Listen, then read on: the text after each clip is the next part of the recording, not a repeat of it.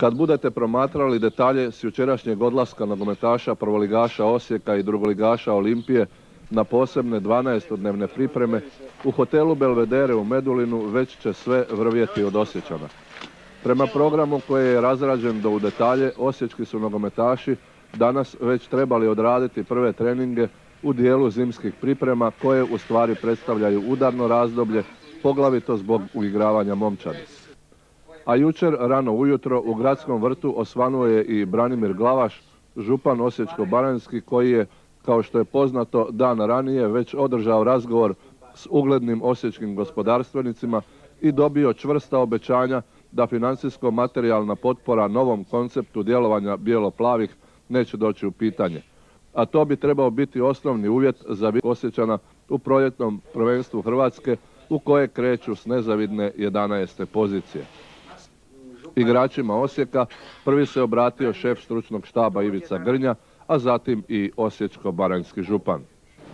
Ja bih vas sve skupa, dečki, pozdravio u svoje osobno ime i vam sretan put i uspješne pripreme. Od vas očekuje se maksimalni angažman, maksimalno zalaganje za vrijeme priprema i maksimalno ponašanje, uzorno ponašanje, jer vi, dečki, ne predstavljate samo sebe, predstavljate klub, predstavljate grad, predstavljate županiju.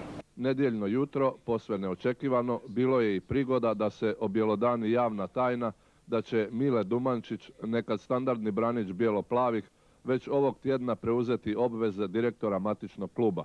Njegove su opservacije itekako zanimljive. Ovo stanje kluba koje smo mi zatekli je poražavajuće u više aspekata. I nećemo se zamarati s tim, ali jedina i najvažnija stvar koju vama svima mora biti u glavi, da vi u ovom momentu predstavljate jako malo ili ništa. To moram reći tako grubo jer igrate pred praznim stadionom. Prvi, osnovni cilj je ostati u ligi, dalje ćemo sve skupa podrediti o tome, ali drugi, možda isto tako važan, je napuniti stadion.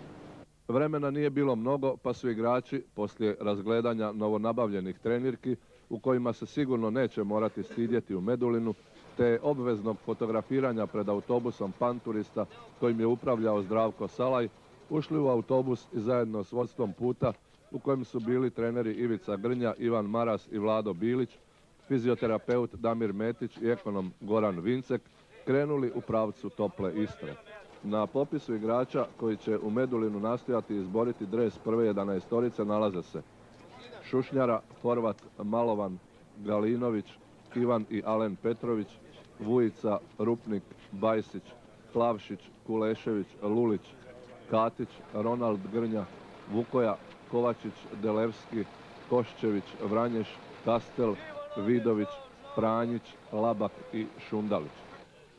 U drugom autobusu nalazili su se nogometaši Olimpije, vođa puta, tajnik Ivan Šutalo, treneri Miomir Meter i Drago Grizbaher, te fizioterapeut Slavko Piperković, brinut će u Medulinu o 26 igrača. To su Šerbeđić, Zaradić, Stražanac, Puček, Vranješ, Ljubičić, Majić, Zrno, Knežević, Roguljić, Krpan, Čutura, Slaven Cvitanović, Goran Špehar, Brkić, Lijić, Miloloža, Bogdan, Caput, Kurtović, Šestić, Galinec, Periškić, Josip i Mario Kovačević te Kade Žabek.